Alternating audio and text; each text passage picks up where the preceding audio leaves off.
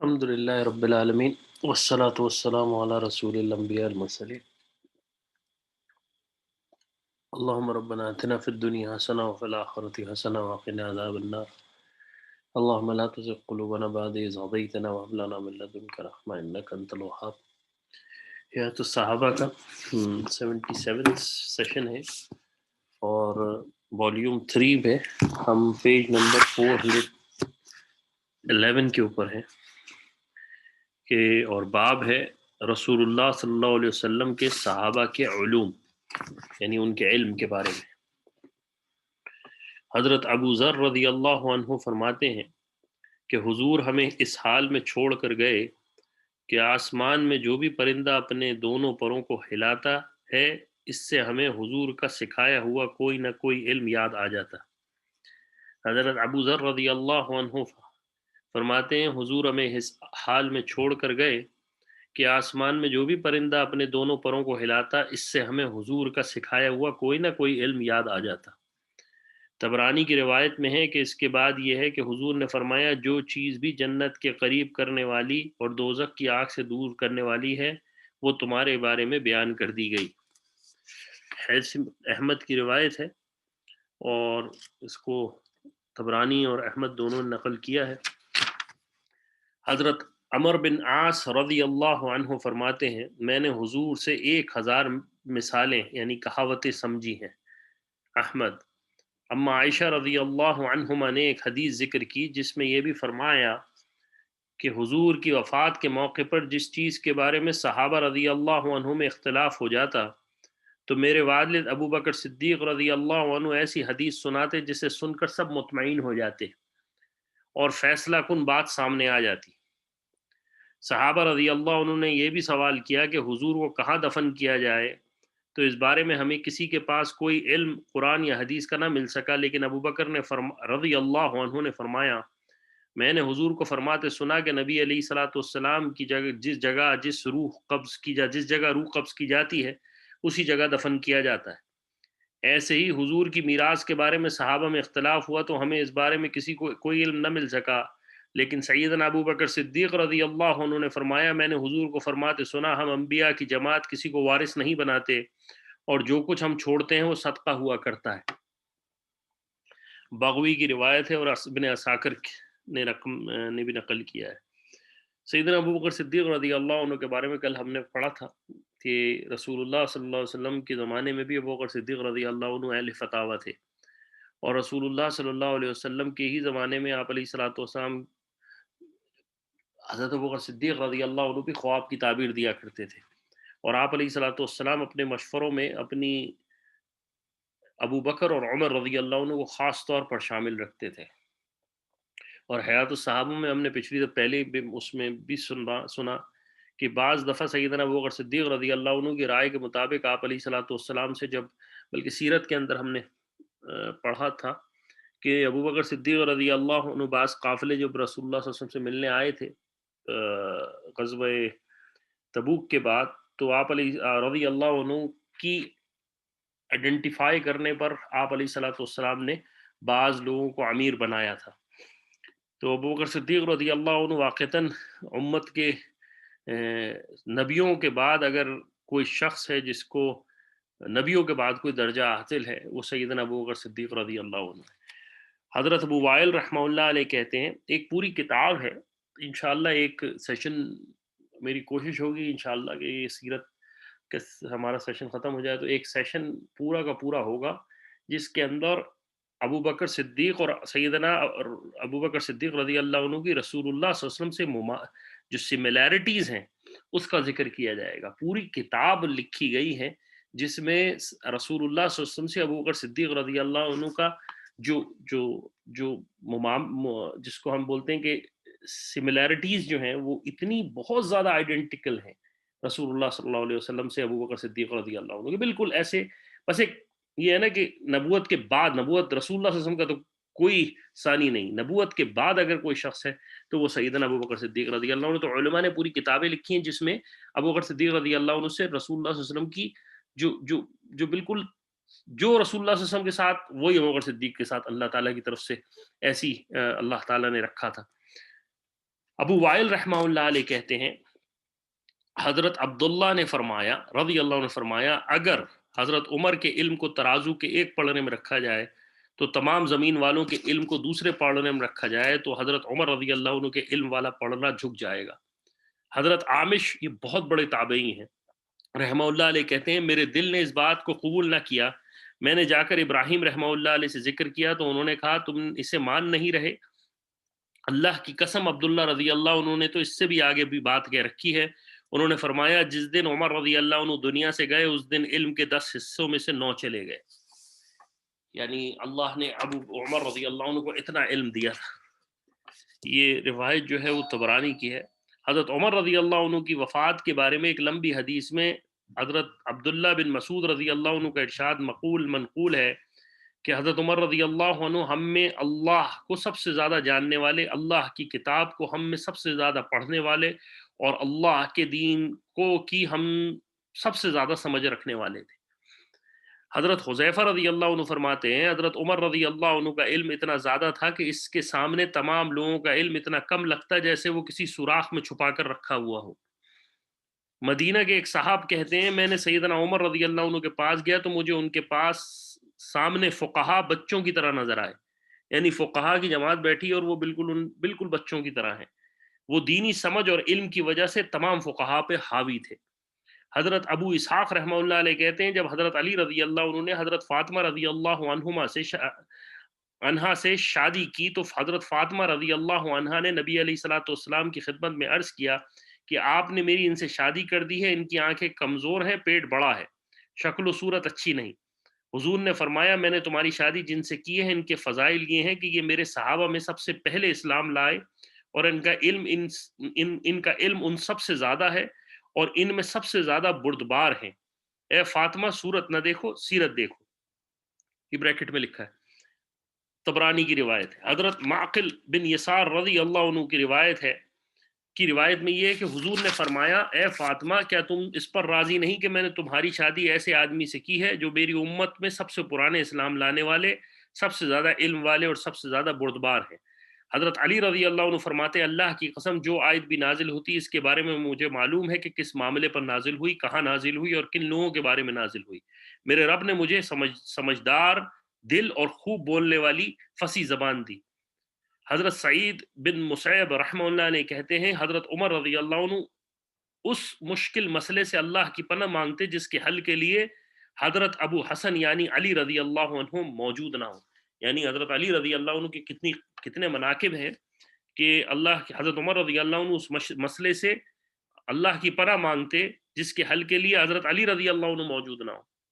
हज़रत मसरूक रहमतुल्लाह अलैह कहते हैं अब्दुल्ला रज़ी अल्लाह अन्हु ने फरमाया जो सूरत भी नाजिल हुई मुझे यानी अब्दुल्ला बिन मसूद गालिबन इससे मुराद है ने फरमाया जो सूरत भी नाजिल हुई मुझे मालूम है वो किस बारे में नाजिल हुई। अगर मुझे मालूम हो जाए कि कोई आदमी मुझसे ज़्यादा अल्लाह की किताब जानने वाला है और ऊँट और सवारियाँ मुझे इस तक पहुँचा सकती हैं तो मैं इस तक ज़रूर जाऊँगा। इब्न मसूद हैं ये। हज़रत मसरूक रहमतुल्लाह अलैह कहते हैं मैं हज़रत मोहम्मद अलैहिस्सलातु वस्सलाम के सहाबा की मजलिस में बैठा हुआ था। मैंने उन्हें दीनी फैज़ान में तालाब की तरह पाया। किसी तालाब में से एक आदमी सैराब होता है और किसी तालाब से 2 और किसी से 10 और किसी से 100 आदमी सैराब होते और बाज़ तालाब इतने बड़े होते कि सारी ज़मीन इससे सैराब हो जाए। मैंने हज़रत अब्दुल्ला बिन मसूद को इसी तालाब की तरह पाया कि सारी सारी दुनिया इससे सैराब हो सकती है। यानी ये इल्म था इब्न मसूद का और इब्न मसूद इतने मनाकिब वाले सहाबी हैं कि इतना रसूलुल्लाह सल्लल्लाहु अलैहि वसल्लम के घर आना जाना था आपका कि सहाबा कहते थे कि जब हम इनको अहले बैत से समझते थे कि ये अहले बैत हैं, हमें तो बाद में पता चला जब पर्दे की आयत नाजिल हो गई और इनका आना जाना मतलब रुक गया वहां पर्दे की वजह से, तो हमें बाद में पता चला। और इब्न मसूद रज़ी अल्लाह अन्हु के बारे में हज़रत उमर रज़ी अल्लाह अन्हु फरमाया, शायद गालिबन कूफा या बसरा वालों से फरमाया है कूफा वालों मैं तुमको हज़रत इब्न मसूद तुम्हारी तरफ भेज रहा हूँ, इनसे इस्तिफ़ादा हासिल करो, मैं वरना मेरी ख्वाहिश यही थी कि ये मेरे साथ मदीने में रहे, लेकिन मैंने अपने ऊपर तुमको फ़ौक़ियत दी। हज़रत ज़ैद बिन वहाब रहमतुल्लाह अलैह कहते हैं एक दिन हज़रत उमर रज़ी अल्लाह अन्हु बैठे हुए थे कि सामने से अब्दुल्ला रज़ी अल्लाह अन्हु आए, अब्दुल्ला बिन मसूद। जब हज़रत उमर ने उन्हें आते देखा तो फरमाया दीन की समझ और इल्म से भरी हुई कोठी है। हज़रत असद बिन वादा रहमतुल्लाह अलैह कहते हैं एक मर्तबा हज़रत उमर ने इब्न मसूद रज़ी अल्लाह अन्हु का ज़िक्र फरमाया और फरमाया ये तो इल्म से भरी हुई कोठी हैं और इन्हें कादिसिया भेजकर मैंने कादिसिया वालों पर तरजीह दी है। जो जो मैं बात बता रहा था वही बात यहाँ आ गई, कादिसिया वालों के ऊपर है। ग़ालिबन एक बात कूफा वालों के बारे में भी है, क्योंकि इब्न मसूद रज़ी अल्लाह अन्हु कूफा में जो है वो आपने क़याम किया था। हज़रत अबू बख्तरी रहमतुल्लाह अलैह कहते हैं हम लोग सैयदना अली रज़ी अल्लाह अन्हु की खिदमत में गए। हम इनसे हुज़ूर अलैहिस्सलातु वस्सलाम के सहाबा के बारे में पूछने लगे। उन्होंने फरमाया किस सहाबा के बारे में पूछते हो? हमने कहा अब्दुल्ला बिन मसूद के बारे में हमें कुछ बता दें। उन्होंने फरमाया उन्होंने कुरान और हदीस का इल्म सीख हासिल किया और इल्म की इंतहा को पहुंच गए और यही बात उनके ज़्यादा इल्म वाला होने के लिए काफ़ी है। फिर हमने अर्ज़ किया अबू मूसा अशरी रज़ी अल्लाह अन्हु के बारे में कुछ फरमा दें। उन्होंने कहा फरमाया उन्होंने इल्म में अच्छी तरह रंगा गया, फिर अच्छी तरह रंग होकर बाहर निकले। फिर हमने अर्ज़ किया अम्मार बिन यासिर रज़ी अल्लाह अन्हु के बारे में कुछ बताएं। आपने फरमाया वो ऐसे मोमिन हैं जो भूल गए थे और जब उन्हें याद दिलाया गया तो उन्हें याद आ गया। फिर हमने अर्ज़ किया हज़रत हुज़ैफ़ा के बारे में कुछ फरमा दें। तो फरमाया वो हुज़ूर के सहाबा में मुनाफ़िकों को सबसे ज़्यादा जानने वाले हैं, क्योंकि रसूलुल्लाह सल्लल्लाहु अलैहि वसल्लम ने हज़रत हुज़ैफ़ा रज़ी अल्लाह अन्हु को अपना राज़दार बनाया था, मुनाफ़िकों के नाम बताए थे, इसलिए ज़िक्र किया। फिर हमने हज़रत अबू ज़र रज़ी अल्लाह अन्हु के बारे में पूछा कि कुछ बता दें। उन्होंने कहा वो तो इल्म को खूब अच्छी तरह उन्होंने हासिल किया, खूब याद किया, लेकिन फिर इसके फैलाने में कामयाब ना हो सके। आखिर में तबीयत में सख्ती हो गई थी। हज़रत अबू ज़र रज़ी अल्लाह अन्हु जो हैं वो सख्त फतवे देने वाले उलमा में से थे और इनके बारे में अल्लाह के रसूल यही हैं।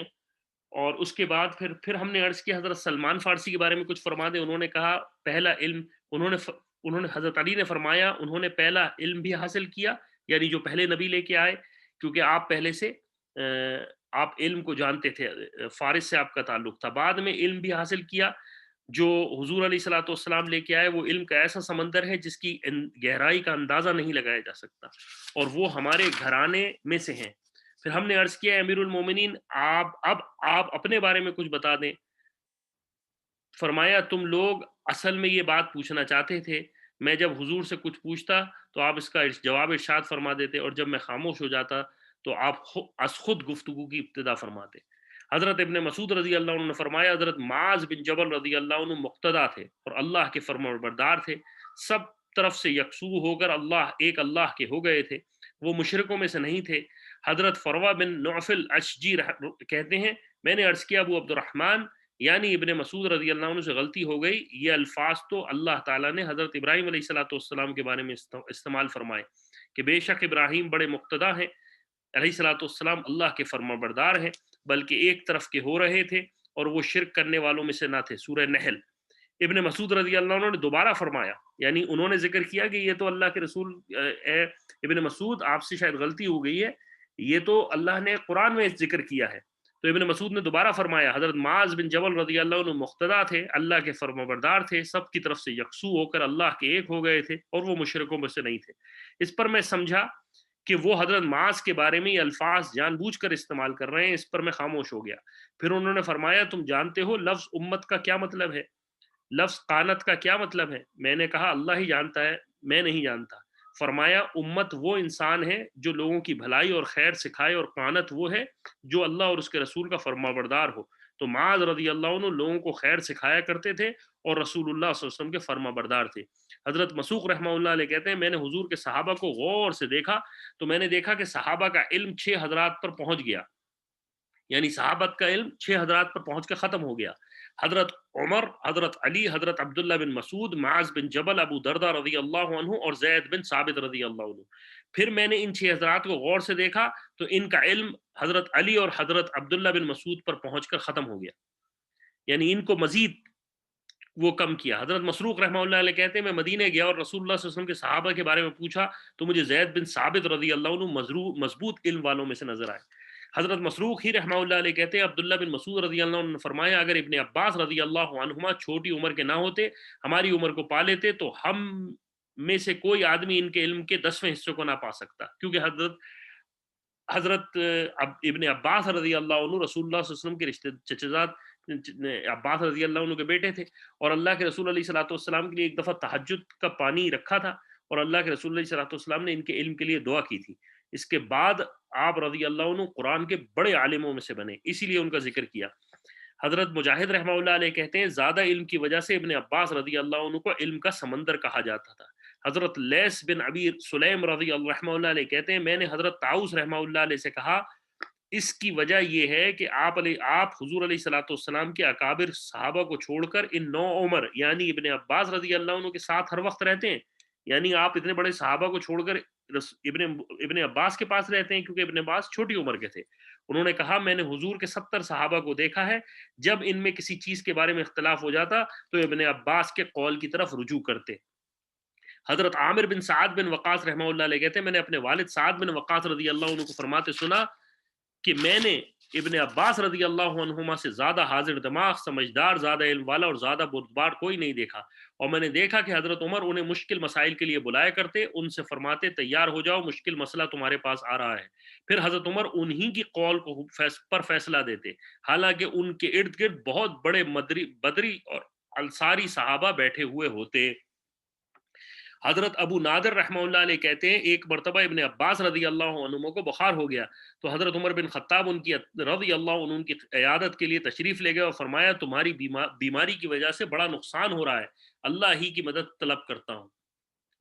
حضرت طلحہ بن عبید رضی اللہ عنہ فرماتے ہیں ابن عباس رضی اللہ عنہما کو اللہ کی طرف سے بڑی سمجھ اور علم دیا گیا، میں نے کبھی نہیں دیکھا کہ عمر رضی اللہ عنہ کسی اور کی رائے پر ان کی رائے کو ترجیح دی ہو، یعنی کسی اور کی رائے لے لی اور ان کی رائے کو ترجیح نہ دی ہو۔ حضرت محمد بن ابی کعب رحمہ اللہ علیہ کہتے ہیں ابن عباس رضی اللہ عنہما حضرت ابی بن کعب کے پاس بیٹھے ہوئے تھے، پھر ابن عباس رضی اللہ عنہ اٹھ کر چلے گئے تو میں نے حضرت ابی بن کعب کو فرماتے سنا کہ اس امت کے بہت بڑے عالم بن جائیں گے کیونکہ انہوں نے اللہ کی طرف سے عقل اور سمجھ خوب ملی ہے، اور حضور نے ان کے لیے دعا فرمائی ہے، اور حضور نے ان کے لیے دعا فرمائی کہ اللہ انہیں دین کی سمجھ عطا فرمائے، یہ جس کا ذکر میں نے پہلے کیا تھا۔ حضرت طاؤس رحمہ اللہ علیہ کہتے ہیں ابن عباس رضی اللہ عنہما تمام لوگوں میں علم کے اعتبار سے ایسے اونچے تھے جیسے کھجور کے چھوٹے درختوں میں لمبا درخت ہوتا ہے۔ حضرت ابو وائل رحمہ اللہ علیہ کہتے ہیں میں اور میرے ایک ساتھی حج پر گئے، ابن عباس رضی اللہ عنہ حج کے امیر تھے، وہ سورہ نور پڑھنے لگے اور ساتھ اس کی تفسیر کرنے لگے، جسے سن کر میرے ساتھی نے کہا سبحان اللہ، اس آدمی کے سر سے کیا کچھ نکل رہا ہے، اگر ترک لوگ اسے سن لیں تو مسلمان ہو جائے۔ دوسری روایت میں ابو وائل کہتے ہیں تفسیر سن کر میں نے کہا ان جیسی باتیں میں نے نہ کسی سے سنی اور نہ کہیں دیکھی، اگر فارس اور روم والے یہ سن لیتے تو مسلمان ہو جاتے۔ ابن عباس رضی اللہ عنہ فرماتے ہیں ایک دن عمر بن خطاب رضی اللہ عنہ کی خدمت میں حاضر ہوا، انہوں نے مجھ سے ایک مسئلہ پوچھا جو انہیں یمن سے حضرت یعلا بن امیہ رضی اللہ عنہ نے لکھا تھا، میں نے انہیں اس کا جواب دیا تو فرمایا میں اس بات کی گواہی دیتا ہوں کہ تم نبوت کے گھرانے سے بولتے ہو۔ حضرت عطا رحمہ اللہ علیہ کہتے ہیں کچھ لوگ ابن عباس رضی اللہ عنہ کے پاس اشعار کے لیے آتے، کچھ لوگ نصب اور کچھ لوگ عرب کے واقعات معلوم کرنے آتے، وہ ہر طرح کے لوگوں کی طرف متوجہ ہوتے اور جس طرح چاہتے گفتگو کرتے، یعنی اللہ نے ان کو اتنا علم عطا فرمایا۔ یہ خوب بیان چل رہا ہے اس کا، اور ابھی اس کا باب باقی ہے۔ اللہ تعالی ہمیں صحابہ کے علم اور صحابہ سے محبت نصیب فرمائے، ان کے علم کا فیض نصیب فرمائے، اور ان کے ساتھ محبت میں ان کی محبت ہمارے ایمان کا جز ہے، اور اللہ تعالی ہمیں ان کا محشر کے میدان میں ساتھ نصیب فرمائے۔ اللہ تعالی صحابہ کے علم کا کچھ حصہ ہمیں نصیب فرمائے۔ اللہ تعالی ہمیں ان کی اتباع کرنے کی توفیق عطا فرمائے، ان سے محبت، ان سے حب، ان سے تعلق نصیب فرمائے، اور ان سے بغض رکھنے والوں سے بغض نصیب فرمائے۔ وصلی اللہ تعالی علی خیر خلقی محمد وعلی آلہ اصحابہ اجمعین برحمتک یا ارحم الراحمین۔ جزاکم اللہ خیر۔